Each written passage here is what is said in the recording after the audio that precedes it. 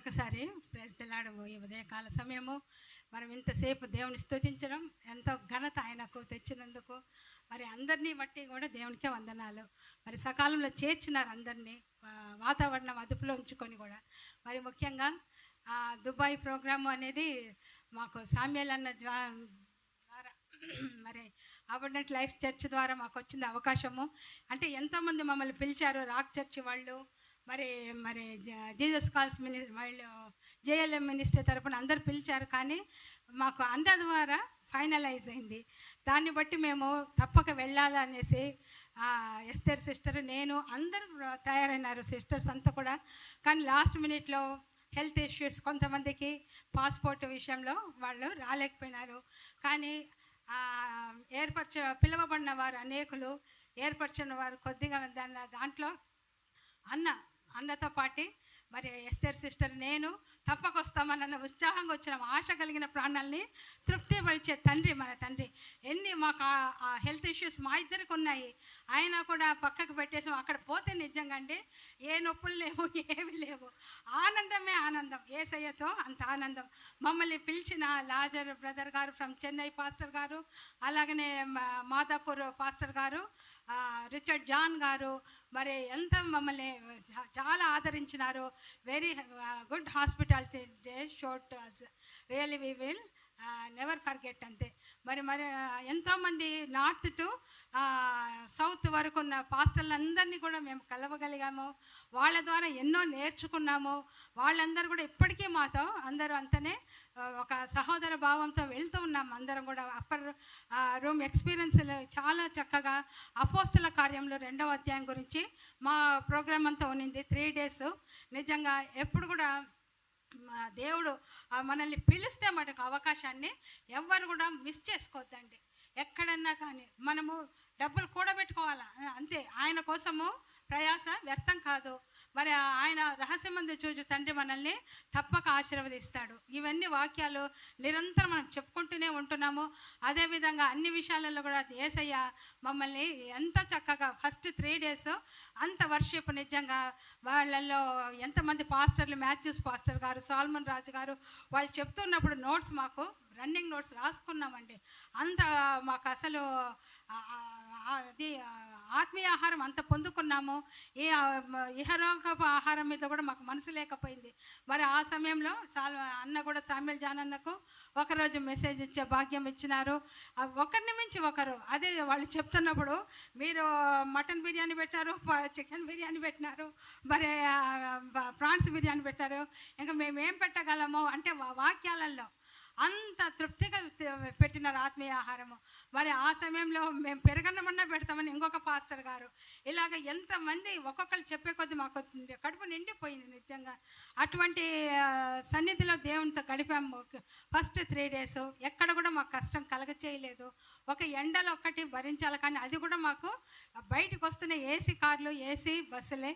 అంత చక్కటి భోజనాలతో మమ్మల్ని వాళ్ళు చాలా good hospitality, very disciplined country అని చెప్పొచ్చమ్మా. పోలీసులు లేరు, మేము అయ్యే గమనించినాము. దుబాయ్ అంటే డిసిప్లిన్కి పేరు అనిపించింది.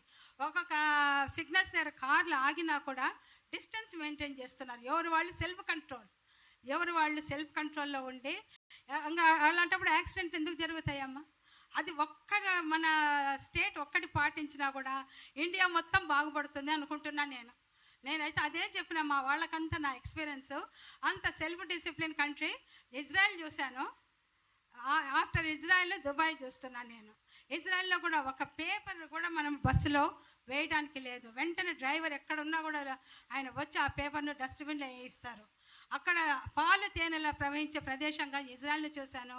ఇక్కడ కూడా అదే డిసిప్లిన్ దుబాయ్లో కూడా ఉంది.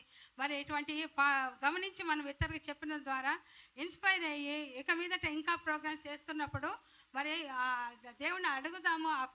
ఆ ప్రదేశాలకు వెళ్ళి చూసే భాగ్యము మనకు దేవుడు కాళ్ళలో శక్తి ఇచ్చినప్పుడే చూడాలి. అవన్నీ మా ఎక్స్పీరియన్స్లు అండి. ఎంతో సంతోషంగా అన్నీ గడిపాము. మరి క్షేమంగా వెళ్ళినాము. ఆగస్టు 26 వెళ్ళినాము. మరి 31st నైట్ వచ్చాము. అంతవరకు కూడా మాకన్నా మా కజిన్స్ అని అన్న మమ్మల్ని ఎక్కడ కూడా అంత చక్కగా గైడ్ చేశారు. అన్నకు మరి ఒకసారి వందనాలన్న. చక్కగా చూస్తారు. చాలా వెరీ డీసెంట్ అన్న కూడా నేను అబ్జర్వ్ చేసింది. వెరీ డీసెంట్ మేనర్లో మమ్మల్ని సొంత చెల్లెళ్ళ కంటే చక్కగా చూసుకున్నారు. అది నేను ఎప్పుడు కూడా వందనాలు అన్నకు మరి ఒకసారి చెప్తూనే ఉంటాను, అందరికీ చెప్తున్నాను. ఇంకోసారి వెళ్ళాలంటే కూడా కొంచెం కాస్త అన్నీ కూడా మనం చూసుకోవాలా ఫైనాన్షియల్గా. ఇంకా మళ్ళీ అన్న చెప్తున్నారు, సింగపూర్ అంటున్నారు, బ్యాంకాక్ అంటున్నారు. మరి దేవుని చిత్తం అయితే అవి కూడా పోవడానికి అందరు కూడా రెడీ అవ్వండి, దేవుని అడగండి. మాకు కూడా అన్ని దేశాలు చూసే భాగ్యం జీవం ఉండగానే ప్రభా మాకు కలిగించండి అని అడుగుదాం తండ్రిని. దేవునికే వందనాలు. మాకు ఇచ్చిన ఈ మంచి మంచి ఫారిన్ ట్రిప్స్ అన్నిటి బట్టి ఆయన చిత్తం లేని మేము ఒక్కడు కూడా మనం ఎవరము ముందుకు వేయలేము. కనుక ఆశ కలిగి ఉండండి, ఆయన తృప్తిపరిచే దేవుడు.